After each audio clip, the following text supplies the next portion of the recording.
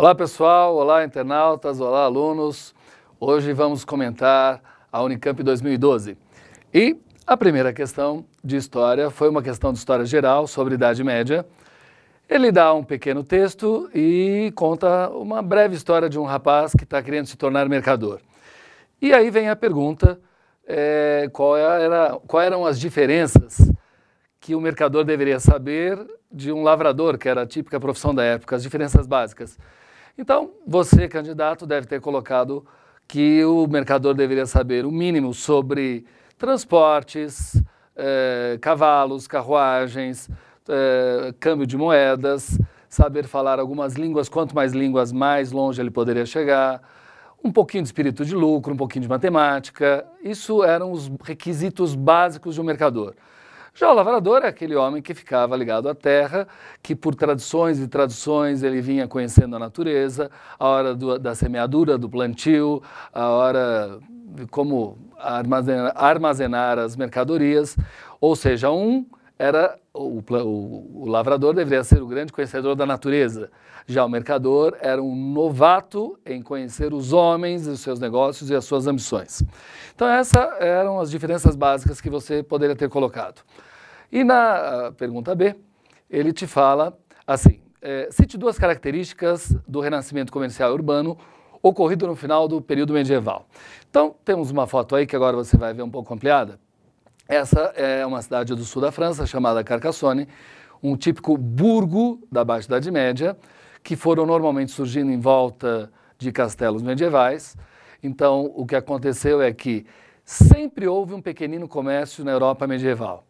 Mas após as cruzadas, houve uma intensificação com a chegada das especiarias do Oriente, e lentamente foram surgindo as rotas, onde iam e voltavam as carroças.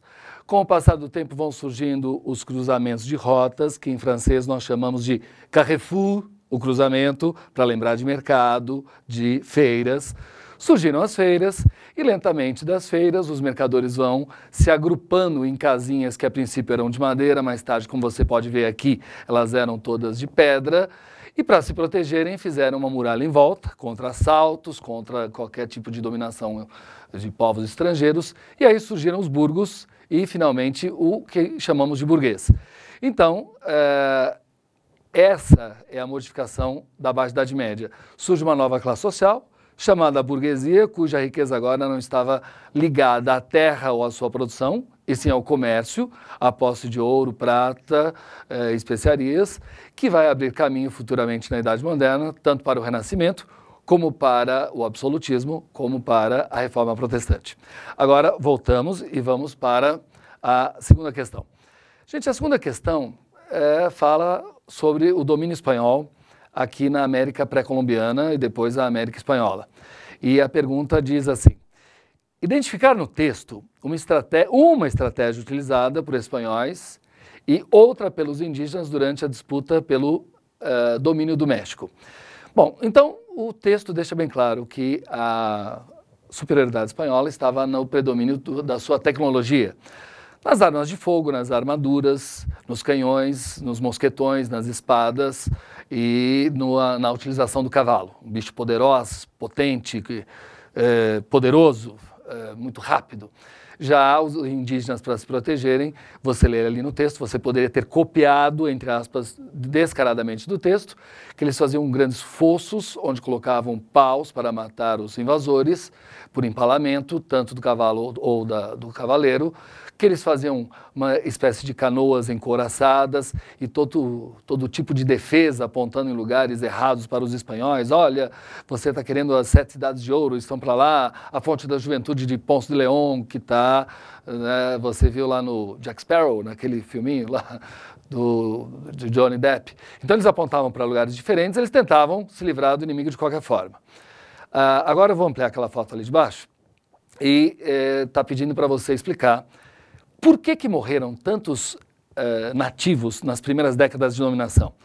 Gente, morreram porque o espanhol, quando chegou aqui e viu que os nativos conheciam e utilizavam o ouro e a prata, o espanhol ficou literalmente enlouquecido para dominar toda aquela riqueza.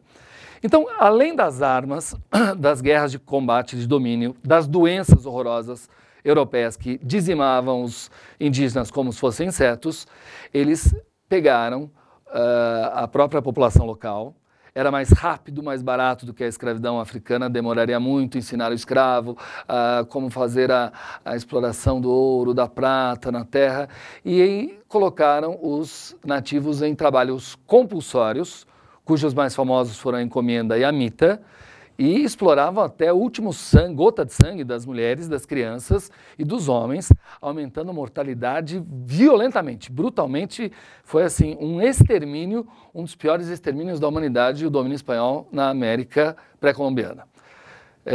Agora vamos voltar e vamos para a última questão que eu vou comentar, que está falando sobre a Primeira Guerra Mundial, que na época foi chamada de A Grande Guerra, ou a Guerra para Acabar com Todas as Guerras. Estima-se uma média de mais ou menos 10 milhões de pessoas mortas. Isso nunca tinha, nenhuma guerra tinha morrido tanta gente.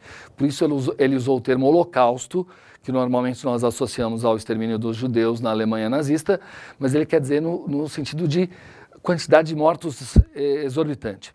Como é que estava a Rússia no período da guerra? Gente, a Rússia era uma grande potência em tamanho territorial e na sua população gigantesca.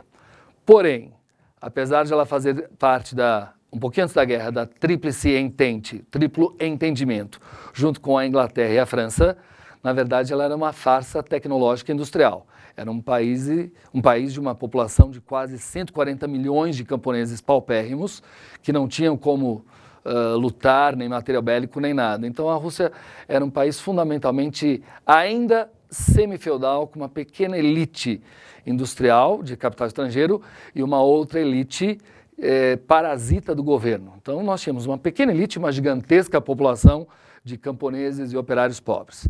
E aí ele fala, cite e explique um princípio da Revolução Russa de 1917. Olha, vou ampliar a foto deste homem que foi, sem dúvida nenhuma, um dos homens mais importantes e famosos do século XX, que é o Lenin, Vladimir Ilyich Ulyanov, conhecido como Lenin, e ele foi o comandante da Revolução Bolchevique. E o Lenin, ele fala para você citar uma característica. Gente, a Revolução Russa Bolchevique de 1917, de outubro no calendário russo ou novembro no nosso, ela tem centenas de características. Mas, sem dúvida nenhuma, que a mais importante é que ela foi uma revolução de caráter socialista, estatizante, onde os meios de produção, tanto a terra como as máquinas, etc., foram colocadas para uso geral da população, ou melhor, não só para uso, mas domínio do Estado e para usufruto de todos, em benefício de todos, sem dúvida nenhuma. E o Lenin colocou em prática uma grande promessa que ele tinha feito, chamada as Teses de Abril, que era os princípios que foram colocados em prática, que é o que ele pede na questão. O princípio da paz, sair da Primeira Guerra Mundial, da terra, distribuir a terra para todos terem o que plantar, o que se alimentar, e do pão, o reabastecimento de alimentos entre a população. Então, aí está algumas sugestões para você ter respondido as suas questões. Foi um prazer revê-los e até a próxima. Tchau, tchau.